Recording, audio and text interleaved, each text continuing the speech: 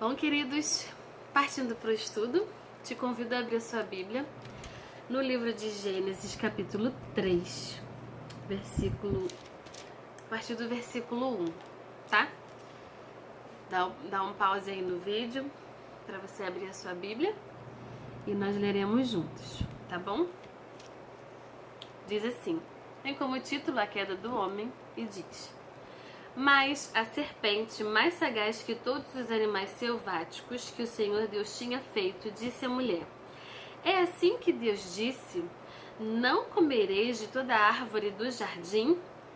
Respondeu-lhe a mulher: Do fruto das árvores do jardim podemos comer. Mas do fruto da árvore que está no meio do jardim, disse Deus, dele não comereis, nem tocareis nele, para que não morrais.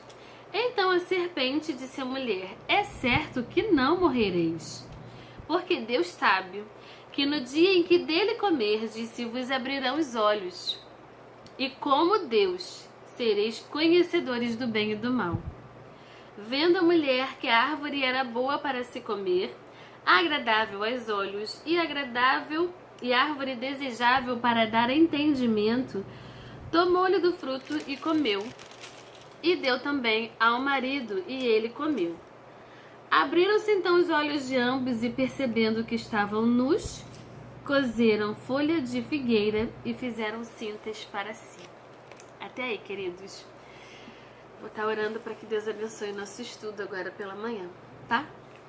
Senhor Deus, muito obrigado por este momento em que podemos estudar a Tua Palavra. Que o Senhor possa estar abrindo o nosso conhecimento, os nossos olhos e os nossos ouvidos para entender a Tua Palavra e aquilo que o Senhor quer falar para o Teu povo nesta manhã. É o que eu te peço e já agradeço, em nome de Jesus. Amém. Amém, queridos. Então, nós estamos falando sobre a origem do pecado na raça humana. Nós conversamos na última aula, lá na classe Débora, que a origem do pecado mesmo, inicial, não foi com Adão e Eva, tá? Isso é um outro estudo, mas eu vou dar uma pincelada só para quem ainda não sabe, que a origem do pecado aconteceu lá no céu, com Lúcifer, o famoso diabo, Satanás, Sapricó, não sei como você costuma chamar ele, capeta, enfim. Começou lá com ele era um anjo de luz, ele tinha um grande cargo lá no céu, e o mal começou a aparecer no coração dele, foi gerado no coração dele porque ele teve inveja de Deus, e ele queria ser maior do que Deus. E não só ele começou a ter inveja, como também ele promoveu uma rebelião dos anjos lá no céu, que todos começaram a concordar que Deus era muito todo-poderoso e que eles poderiam se igualar a Deus ou ser maiores do que Deus. E aí o mal foi gerado então no coração de Lúcifer por conta da inveja.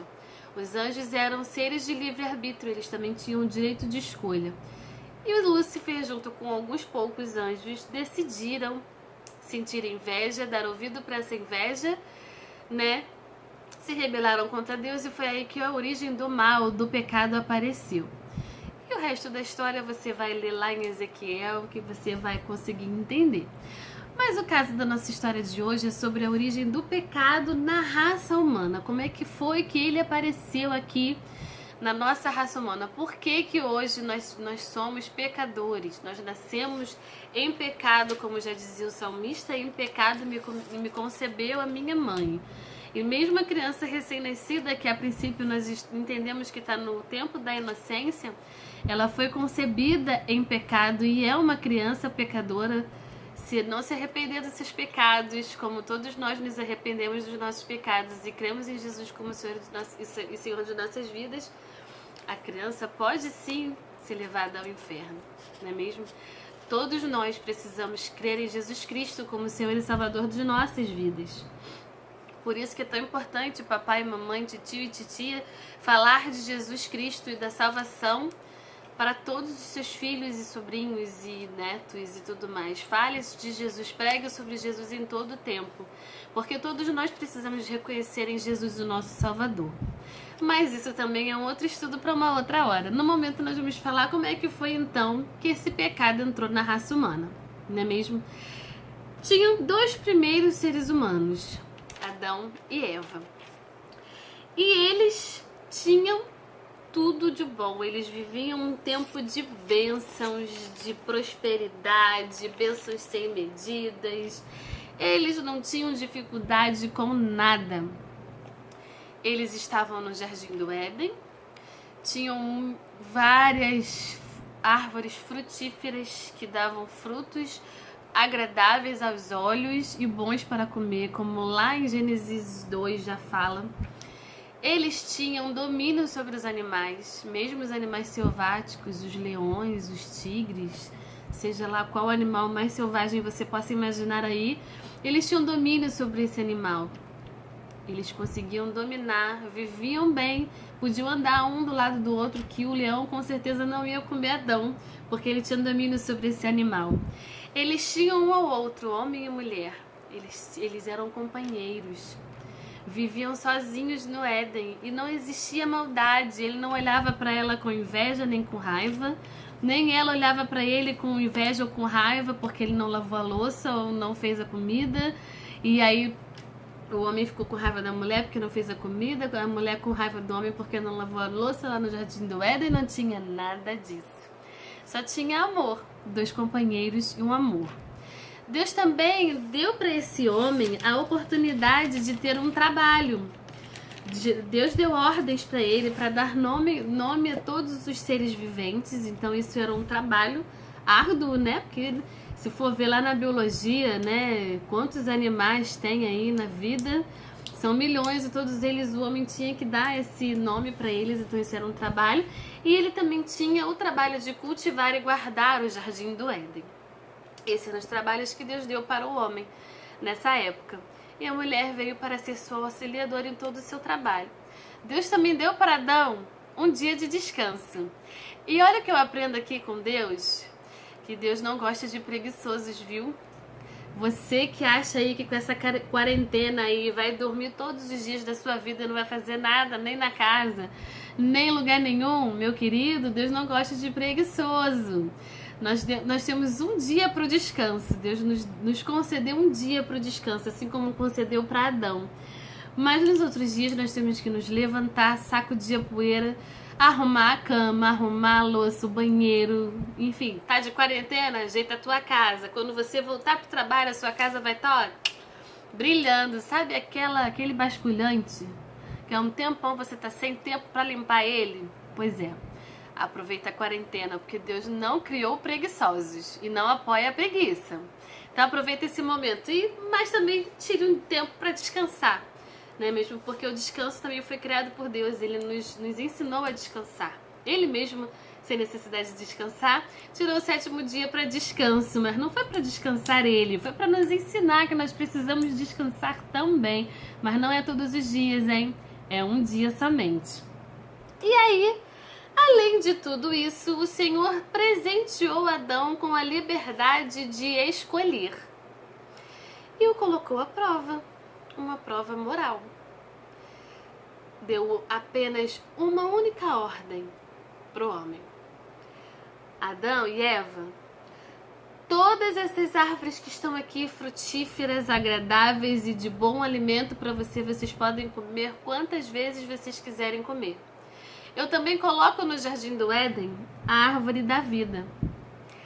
Mas lá no meio do Éden tem uma árvore chamada Árvore do Conhecimento do Bem e do Mal. Dessa, vocês não vão poder comer. É a única ordem que Deus deu para Adão e Eva. Não poder comer a árvore do conhecimento do bem e do mal.